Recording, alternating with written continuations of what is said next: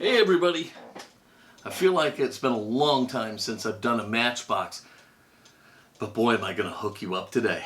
Don't go away.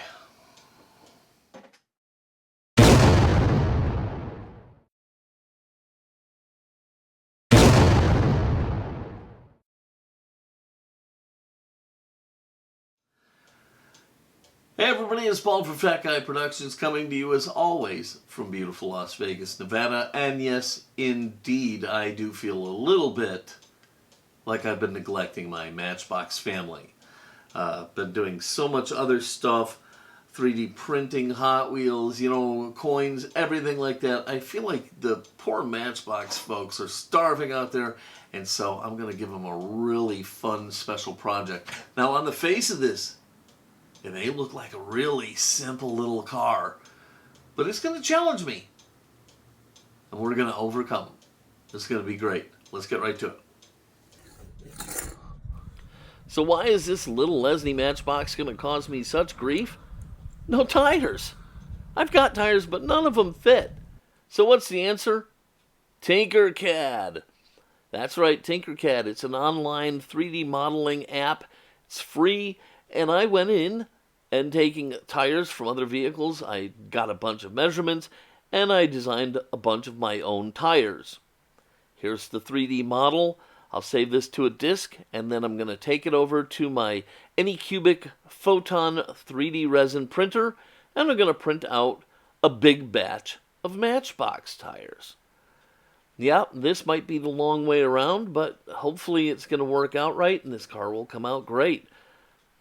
So here is the Anycubic doing its thing, and basically what is happening is there is a vat on the bottom filled with a UV light sensitive resin, hardens when it's exposed to UV light. And the model is being printed in layers, and it exposes a layer at a time, then it moves up, then it exposes another layer, then it moves up, and so on and so forth, eventually building the model. So here it is doing its thing in a sped up view, and it's much slower than this. The plate of tires ended up printing in about, I want to say about 40 minutes or so. And the bad part about something smaller like this is, right now, I have no idea if it's coming out or not. Okay? I know it's printing, but because you can't see underneath the build plate, you just have no idea if it's working. Now, on some of the bigger models, you get a glimpse earlier, but, you know, with something this small, you're not going to know until the print is done. So, you know, you may have just wasted some resin and 40 minutes of your time to just get a big clump of cured resin that looks like, you know, Quasimodo or something like that. Here we are now, though, at the moment of truth. The print is done, and the print head is going to raise up, and there it is. We get our first glimpse of success. I see what look like tires. The only question is going to be, after I clean them and cure them, will they fit? Did I measure well enough? But for right now, it sure looks promising. And I gotta be honest, this 3D resin printing stuff is pretty cool, and when it comes up out of the vat like that, it's almost magical. It's a pretty awesome little thing.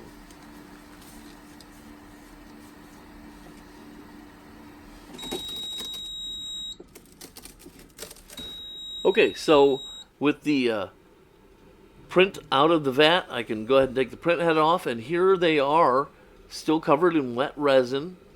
They'll need to be cleaned and cured, but once they're done, this is what they look like, and they look like Matchbox tires. I think they look pretty damn good myself. And once again, it's just going to be a matter of getting them off their supports, cleaning them up a little bit, and trying them on the cars. And here's what they look like once I've kind of broken them apart. All different sizes to meet different requirements. But I think they look like tires. Okay, so here is that car, and you see, other than the tires, it's pretty standard. It's got a base and a body, and that's it. Needs a simple little paint job. You know, it shouldn't really be that big of a headache. It's all going to be dependent on these wheels here.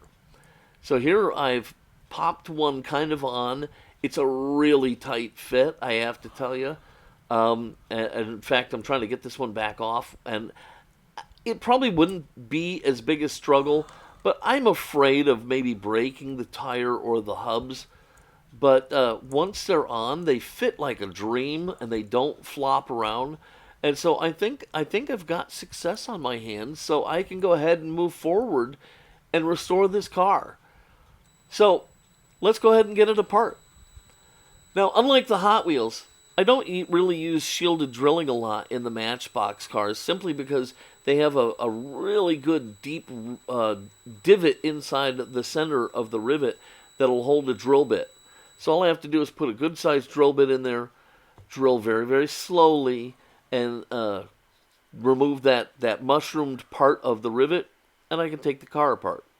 Now this has one post, drill it out, lift that end off, and it doesn't seem to want to come apart, but basically you have to kind of pull the engine that is part of the base. You got to kind of pull it forward and down all at the same time, and in my case, it doesn't really want to go, so you got to kind of work it out there, and once you get it out, it just comes off.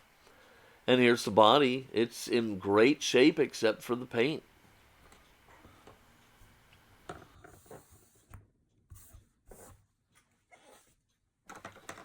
The more cars I restore, the happier I am that I have started to remember to finish dealing with the post before putting the paint on. That was always something I did wrong.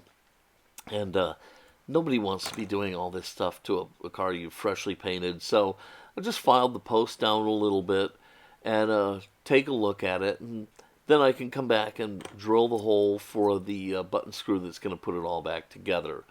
The base is all one piece. Pretty simple, couple axles, no problem. You know, just needs a good cleaning, a little polishing, should look fantastic. So as long as I've got it in my hands, let's go ahead and get these wheels off. Now you've seen me do this a bunch. I'm not a fan of grinding away the end of my axle, so I really just kind of take these flat-jawed pliers and squeeze the crimp back down a little bit until I can get the hub off. And once I can get that off, I can take this all the way off. I'm just kind of flattening it a little bit more now that I've got a little more room. You know, squeeze, turn, squeeze, turn, squeeze, turn is all I'm doing. And then I'll do the same for the other axle. I can put that to the side. Okay, now turning my attention back to the body, I'm going to finish up dealing with that post. I'd already filed the end nice and smooth, and I'm using my just standard little drill bit in the divot that is there. Nice and easy, super slow and steady wins the race, okay? And doesn't blow out the side of your post. You know, the reason I have such a big deal with this is I had a lazy eye when I was a kid. I had to have surgery, and years of stuff with eye doctors and whatnot, and I just don't see stuff the way everybody else sees it, and so it makes it difficult for me. But in this case, I had a lot of success. I got the post drilled out. I'm putting in one of the button head screws for two reasons. One, to make sure it fits, and two, to protect the post while I do all the rest of the stuff that I'm going to have to do to this car.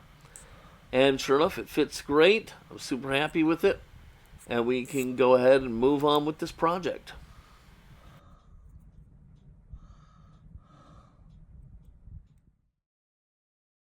I tried using caustic soda to strip a car before, and it was an epic fail, and it was my first attempt. This is actually my second attempt, and I learned from the first attempt the water has to be boiling. Really hot is not hot enough. It's got to be boiling water for this to work right. So I've dropped the car into a heat-proof vessel. I've added a bunch of boiling water, and I'm going to start spooning in some of the caustic soda. I am wearing protective equipment, gloves. I've got eye protection on, and it can really react pretty violently. So the first spoonful is a little anticlimactic, but the second spoonful, here we're going to start to get a little bit of a reaction. Okay, there we go. That's what we're looking for. I can strip this with gel stripper. I'm looking for a show here, really. And if I don't get the show, then what's the point? So there's another look at that. Isn't that awesome? That's pretty cool. Just hoping not to blow the house up here. So anyhow, put that all in there and let it sit for a minute or two, and hopefully all the paint will come right off of the car. Now, this was not how it worked on my first attempt, and you'll see that here down the road a little bit, and I'll talk about it when I release that video. Okay, so just taking a look at it, it's looking alright. I don't see anything magical happening. I'm going to grab my big picker-upper pincher sticks, and there you go. That's the money shot. See the paint just fly off of it? Alright, we'll take it out of the caustic soda mix, rinse it off, and take a look and see what we got.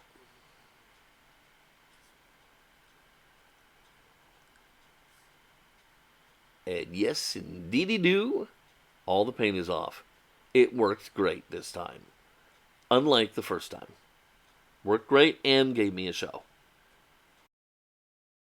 Okay, with the paint all off, I have dried the car, hit it with the brass bristle brush, and now I'm over at the paint booth with a little bit of just plain old Tamiya X5 green. Now, I'm trying to get like a British racing green here. I think this is plenty close. You know, some purists might grouse about this and say, well, you should have matched the color perfectly. Well, I didn't, okay? I think this is fine.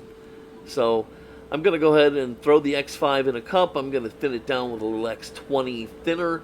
And then I'm going to do my normal little trick. I'm going to go ahead and add some Mr. Color self-leveling thinner. Now, the X20 is really what's going to get me to the consistency I need for the airbrush, okay? The self-leveling thinner is just there to retard the drying process enough so that the paint can flow out and become very, very smooth. So, Mr. Color self-leveling thinner, I'll probably put in about, 5, maybe 6, 7 drops. Not too much. And the important thing to remember is it really does. It slows down the drying process. So don't go and be putting a big old thumbprint in your paint job because you thought the thing was dry and it wasn't. Alright, so I've got it all mixed up and stirred up and in the airbrush, and I'm going to lay this down just like I lay down all my other paints. I'm going to start with a tack coat, then a couple medium coats, and then I'm going to lay on some beautiful, nice wet coats. Now, Matchboxes probably don't need clear coat, but I kind of am hit or miss on that. It depends on what I'm feeling and what the car is telling me to do. In this case, this car is going to have decals on it that I'm going to want to put under the clear, and I'm going to want it to be a beautiful, glossy, shiny race car, so it is totally getting clear coat. But I never use that as a crutch or an excuse not to lay down the best paint job I can. So I'm still trying to make this paint perfect. Just remember, on your wet coats, it's all about the lighting. You need to be able to see that paint laying down. And that's why the lighting is never really good in my paint shots. Because if I move the lighting around to enhance what you're going to see, I can't see the paint going down. And, you know, the bottom line is that's what I have to have. So that's why the lighting is set up the way it is, because I need to be able to see that paint laying down. And then this is the result. Look at that. Look how beautiful that is. Alright, as far as the decals go, I found some white laser printer decal paper. Found it online. And so I printed this out of my laser printer because I don't have an inkjet printer that I use. So I printed these out, and the number 3s, I actually used Illustrator and a photo from online, and I replicated the number 3 to match exactly what was with the cars. So this is, it looks very original. I made a bunch of different yellow stripes for it so that the stripe would be proper, and I made the number 3s in the white circles. And now I'm just laying down the decals and making sure I get everything lined up properly. Get it all looking good before we go ahead and seal these things in with some clear coat. And because this car does have some curves and some other things like that, I am using a solvent over the decals. Here I'm using Walther's Solvaset, and it's hotter than the stuff I normally use, and so it really, really softens these decals and makes them conform, and especially that front yellow stripe where it rolls over at the driver's cockpit, really totally needed it there. So a little Walther's, let this all settle down and dry really, really well before we go ahead and give it a wipe down and then put the clear coat on. Alright, once everything is dry, we can use some clear coat and hardener from Brightvision. And this is going to go on the same as I always put it on, with a tack coat, then medium coats, and then wet coats. Again, it's all about the lighting, and this is going to make these decals literally disappear. Now, while I've got a second here on the clear coating, let's just tell you quickly about a thing called silvering. Silvering happens when you can absolutely totally see the decal on the paint job, and it usually happens from putting a decal over a flat paint. Never ever do that. Even if you're building a tank model and you want the finish to be flat, before putting the decals on, hit it up with a gloss coat, put the decals on, and then put a matte coat over the top of that. Okay, otherwise you're going to get what's called silvering, where you can see the decals and they look weird and they stand out. Mine are going to disappear into this clear coat, and it is going to look phenomenal, man. It's really just going to be awesome. And honestly, this is my favorite phase of these cars, because I love to look at the paint jobs at this stage. It's like looking at a gemstone or something like that. This little tiny thing is so beautiful and glossy, and I just love this step. Okay, so I'm super happy with the body, and we'll set it aside to dry, and now we can turn our attention to the base here. And really what it needs is it just needs a little bit of a brushing and polishing and stuff. So I always start at the basics with my brass bristle brush. I like to run it over it. Sometimes it does a great job, sometimes it doesn't, but no matter what, it tells me the truth about the piece at hand. It kind of equalizes everything out, and it lets me see, what do I really have here to deal with, and then I can make a better plan. So I hit it really quickly with the brass bristle brush so I can see what's really going on here. In this case, I can see that it's still a little too dark and tarnished, and so I'm going to go ahead and chuck up my rotary tool, and I'm going to break out some flits. I'm going to dab that all over the body, and then I'm going to start running the rotary tool all over this to really get some gleam into this base. Now, it's important when you're using your rotary tool, there will be moments where you'll see something really shiny, and then the black flits, because it's going to turn black, will kind of cover that up, and you won't be able to see it anymore.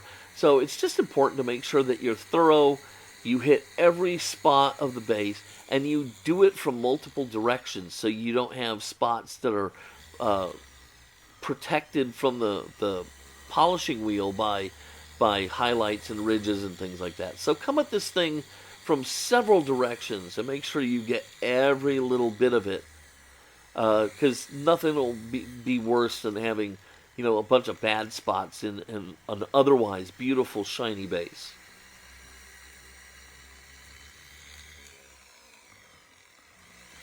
Once I'm done with the rotary tool and I've hit this base from every conceivable angle, I can go ahead and take off the residual polish with a nice soft cloth, and then we can go ahead and put it back into the body. And so we just kind of hook the engine up in there, lower the front back in, and screw this thing shut, and it's looking really awesome. The base looks fantastic, and the body looks fantastic, and so now we just got to get these wheels done. So for the hubs, I just kind of wet them down with a little water and some super clean. Then I take a little brush and I just kind of scrub both sides of them, and I dry them up, and they're going to look like brand new. these do worry me, as old as they are and as tight as the new wheels are. They worry me that when I'm trying to put the new wheels on, that I could break them. But, you know, it's just something I have to bite my teeth with. All right, they're nice and clean, so I'm going to drop them in some cool water and just let them remove that excess cleaner. Then I'll go ahead and dry them one at a time, and they should look like new. So now I can go ahead and turn my attention to the axles, and I'm just going to chuck those up into my drill and a little 4/0 steel wool and spin them around inside of there, making sure to get the little nubbin at the end. The last thing on earth you want is a dirty nubbin. So make sure you get that, and then when I'm done, I'll take it out of the chuck, and I'll just by hand just get the little piece that was held inside the truck, make sure it looks good as the rest of the axle. So after cleaning up the axles, I went ahead and took the car down to the garage and the drill press, and using Marty's method, I went ahead and put the hubs back onto the axles, back onto the car, and now is the moment of truth. We're going to stick some brand new wheels on this sucker that I made myself right here in this room. And boy, are these suckers tight. So what I'm going to do is I'm going to put a little dab of water in here, just to see if that'll help lube it up a little bit. I don't want to use anything crazy, and then we're just going to push it on. And frankly, I'm not putting all my effort into this because I'm a little hesitant. I don't want to break anything on the car at this point. So I'm being a little cautious. But yeah, they go on. It's a little bit of work, but they go on, and in the end, they look amazing. They really, really do. So I'm super happy with that.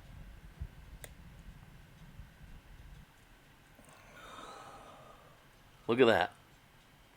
What's to complain about, right?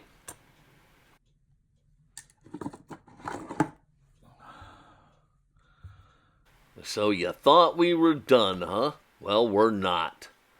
One last little detail. This car originally came with a little driver, and mine didn't. So I ordered a replacement. And we're just going to get him situated in the car, and then we're done. Okay, with the driver back in the car, we are ready to see what we've done here. And there she is. I think it looks amazing. And I think the tires came out fantastic. I could not be more happy with those things. Seriously. I had other tires, but apparently over the years they get kind of stretched out and loose, and they just fall off at a whim. I mean, you fart in the direction of your car and the wheels all fall off, and we can't be having that. Anyhow, I think it looks fantastic. I love it, and I hope you loved it too.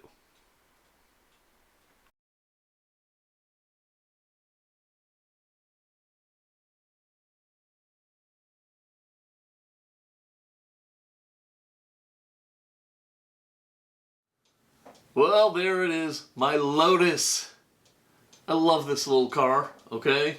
And for a lot of different reasons, okay? First of all, I am always fascinated by the paint jobs. And they, after, you get the clear coat on them and do all that stuff, they end up looking like little jewels, okay? And I just can't help but keep staring at them. And I love the fact that the decals are all made right here at my home, as well as the wheels. I mean, I cannot believe how happy I am with how the wheels came out. Because, I have some of these wheels. They just fall right off. I mean, a duck farts, the wheels all fall off. It's like that. It's terrible. But not anymore, okay? Look at that. Perfect. They look right. They roll right. Everything. I'm so happy about it. So this car ended up being a really fun and special little project, and I hope you loved it. If you did, you know what I'm going to ask. Click thumbs up, click subscribe, click the bell to be notified anytime I release a new video. If you have any questions or comments, leave them down below. I love to chat with you guys, and even the grumpy old suckers out there who like to just go, "Hey, you suck." Well, okay, I don't mind talking to you. I'd love to hear why I suck.